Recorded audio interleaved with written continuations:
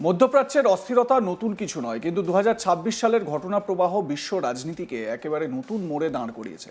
America, Israel, Iran এই ত্রিভুজের সংঘাত এখন আর শুধু আঞ্চলিক সীমায় আটকে নেই, এর প্রভাব পড়ছে দক্ষিণ এশিয়া, বিশেষ করে ভারত ও পাকিস্তানের উপরও। এই জটিল প্রেক্ষাপটে এক নতুন কূটনৈতিক বার্তা সামনে এসেছে। ইরান প্রকাশ্যে বলছে তাদের পাশে দাঁড়িয়েছে ভারত, আর পাকিস্তান ব্যর্থ হয়েছে যুদ্ধ থামাতে। এই ঘটনাকে কেন্দ্র করে তৈরি হয়েছে একাধিক গুরুত্বপূর্ণ প্রশ্ন। ভারত কেন ইরানের পাশে, পাকিস্তান কেন ব্যর্থ, আর এই পরিবর্তনশীল জোট রাজনীতির ভবিষ্যৎ কি? 2026 সালের ফেব্রুয়ারিতে এক যুগান্তকারী ঘটনা ঘটে। ইরানের সর্বোচ্চ নেতা আয়াতোল্লাহ আলী খামেনি আমেরিকা ও ইসরায়েলের যৌথ হামলায় নিহত হন বলে দাবি করা হয়। এই ঘটনার পর থেকেই মধ্যপ্রাচ্যে উত্তেজনা চরমে ওঠে। এই হামলা শুধু একটি রাজনৈতিক হত্যাকাণ্ড নয়, এটি একটি প্রতীকী আঘাত। কারণ খামেনি ছিলেন ইরানের রাজনৈতিক ও ধর্মীয় কাঠামোর কেন্দ্রবিন্দু।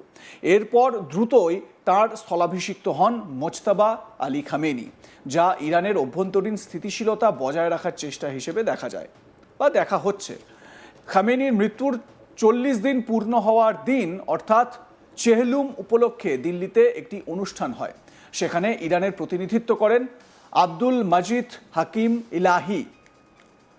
এই অনুষ্ঠানটি শুধু একটি ধর্মীয় বা স্মরণসভা ছিল না, এটি হয়ে ওঠে একটি কূটনৈতিক বার্তার মঞ্চ। ইলাহি স্পষ্ট ভাষায় বলেন, ভারত সরকার ও ভারতের মানুষের ইরানের পাশে যে দাঁড়ানো, তাদের প্রতি যে সংহতি এবং সহানুভূতি দেখানো, এতে তারা আপ্লুত। এই বক্তব্য আন্তর্জাতিক মহলে যথেষ্ট গুরুত্ব পেয়েছে। ইরানের সর্বোচ্চ নেতার প্রতিনিধি আব্দুল মাজিদ হাকিম ইলাহি কি বলেছেন ভারত প্রসঙ্গে, শুনুন। I'm thankful to our brothers and sisters in India, as well as I'm thankful to the government of India. They supported us, they showed us their solidarity, and also they showed us their sympathy. And also today a lot of officials from governments and also different parties participated in this gathering, which is 40th day of the martyrdom of Ayatollah Khamenei. We are thankful to all of them.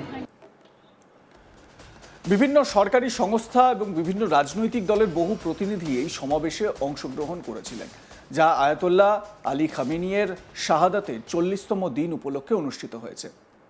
এবং এই কথা বলছেন যে আমরা তাদের সকলের প্রতি কৃতজ্ঞ, বলছেন এই হাকিম ইলাহি।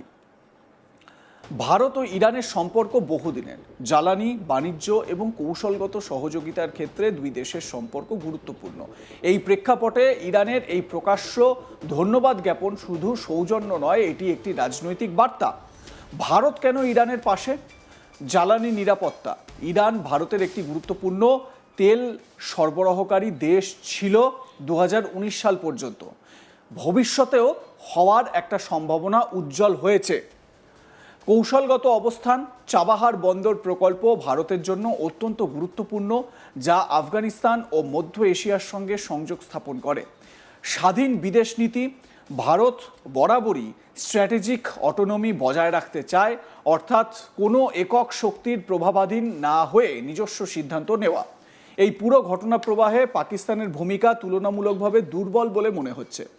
ঐতিহাসিকভাবে পাকিস্তান ইরানের প্রতিবেশী এবং মুসলিম বিশ্বের একটি গুরুত্বপূর্ণ দেশ।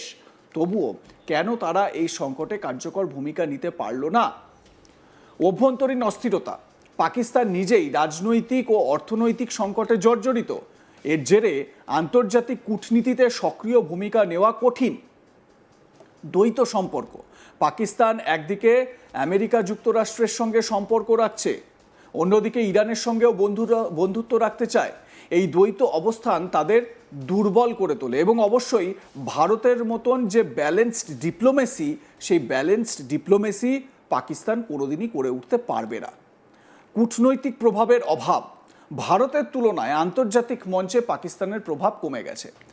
এর ফলে যুদ্ধ থামানোর মতন বড় ভূমিকা নেওয়ার সক্ষমতা পাকিস্তানের নেই।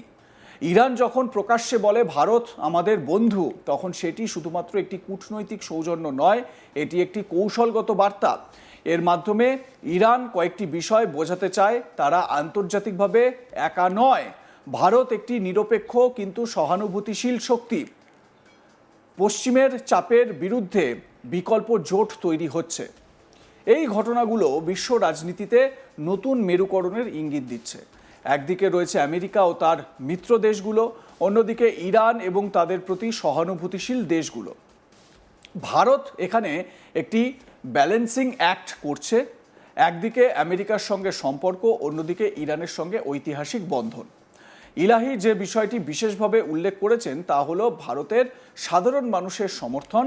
তিনি বলেছেন, মানুষের উপস্থিতি, সহানুভূতি এবং বার্তা প্রমাণ করে সত্যের কোনো সীমানা নেই।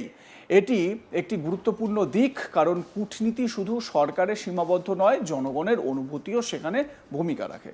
এই পরিস্থিতি কোথায় গিয়ে দাঁড়াবে তা এখনই বলা কঠিন, তবে কয়েকটি সম্ভাবনা স্পষ্ট। উত্তেজনা বৃদ্ধি পেতে পারে, কূটনৈতিক সমাধানের চেষ্টা হতে পারে, নতুন জোট গঠিত হতে পারে। মধ্যপ্রাচ্যের এই সংকট শুধু একটি যুদ্ধ নয়, এটি বিশ্ব রাজনীতির নতুন অধ্যায়। আয়াতুল্লাহ আলী খামেনির মৃত্যু, আব্দুল মজিদ হাকিম ইলাহির বক্তব্য এবং ভারতের প্রতি ইরানের কৃতজ্ঞতা সবকিছু মিলিয়ে একটি নতুন সমীকরণ তৈরি হচ্ছে। এই সমীকরণে ভারত একটি গুরুত্বপূর্ণ ভূমিকা নিচ্ছে, আর পাকিস্তান ক্রমশ পিছিয়ে পড়ছে। সবচেয়ে বড় কথা, এই ঘটনা আমাদের মনে করিয়ে দেয় বিশ্ব রাজনীতি কখনো স্থির নয়। এখানে বন্ধুত্ব, শত্রুতা, জোট সবকিছুই সময়ের সঙ্গে বদলে যায়, আর সেই পরিবর্তনের মাঝেই তৈরি হয় নতুন ইতিহাস। হরমুজ প্রণালীকে ঘিরে ক্রমবর্ধমান উত্তেজনাপূর্ণ বক্তব্যের মধ্যে ভারতে ইরানের সর্বোচ্চ নেতার প্রতিনিধি আব্দুল মজিদ হাকিম ইলাহি রবিবার বলেন, এই গুরুত্বপূর্ণ সামুদ্রিক পথ সব দেশেরই এবং সাম্প্রতিক আমেরিকা সংশ্লিষ্ট ঘটনার পরেও উত্তেজনা থাকা সত্ত্বেও তিনি স্থিতিশীলতা ফেরার আশা প্রকাশ করেন। তিনি সাংবাদিকদের বলেন, আসলে হরমুজ প্রণালী সব দেশের, এটি শুধু আমেরিকার জন্য নয়। এই যুদ্ধের আগে হরমুজ প্রণালী খোলা ছিল এবং সব দেশই এর সুবিধা পেত, কিন্তু দুর্ভাগ্যজনকভাবে যুদ্ধের কারণে এখানে অনেক সংঘাত ও অনিরাপদ পরিস্থিতি তৈরি হয়েছে। আমরা চাই এই প্রণালী খোলা থাকুক, কিন্তু এখন পরিস্থিতি ভালো নয় এবং কিছু কিছু জাহাজকেই কেবল যেতে দেওয়া হচ্ছে। আমেরিকার প্রেসিডেন্ট ডোনাল্ড ট্রাম্পের ইরানকে টোল দেওয়া জাহাজগুলির বিরুদ্ধে সম্ভাব্য পদক্ষেপ নিয়ে মন্তব্যের জবাবে ইলাহি উত্তেজনা বাড়ার আশঙ্কার কথা উড়িয়ে দেন। তিনি বলেন, আমি নিশ্চিত তারা কিছুই করতে পারবে না। এই যুদ্ধের আগে হরমুজ প্রণালী খোলা ছিল, আমরা এটি বন্ধ করতে চাইনি, ভবিষ্যতেও বন্ধ করব না। আমরা চাই না বিশ্বের কেউ এই প্রণালীর কারণে কষ্ট পাক, কিন্তু তারা এখানে অনেক দুর্ভাগ্যজনক ঘটনা ঘটিয়েছে, মানে আমেরিকার কথা বলছেন তিনি, এবং তিনি বলছেন, আমরা আশা করি খুব শীঘ্রই পরিস্থিতি আগের মতো স্বাভাবিক হয়ে যাবে। এদিকে আমেরিকার প্রেসিডেন্ট ডোনাল্ড ট্রাম্প রবিবার ঘোষণা করেন যে আমেরিকার নৌবাহিনী হরমুজ প্রণালীতে প্রবেশকারী সামুদ্রিক যান চলাচল আটকে দেবে, যা আঞ্চলিক উত্তেজনাকে আরও বাড়িয়ে তুলেছে। লাইক, কমেন্ট, শেয়ার করে আপনাদের মতামত জানাতে থাকুন। দেখতে থাকুন আজ তাক বাংলা। সাবস্ক্রাইব করুন আমাদের ইউটিউব চ্যানেলটি, বেল আইকন প্রেস করুন নোটিফিকেশন পেতে।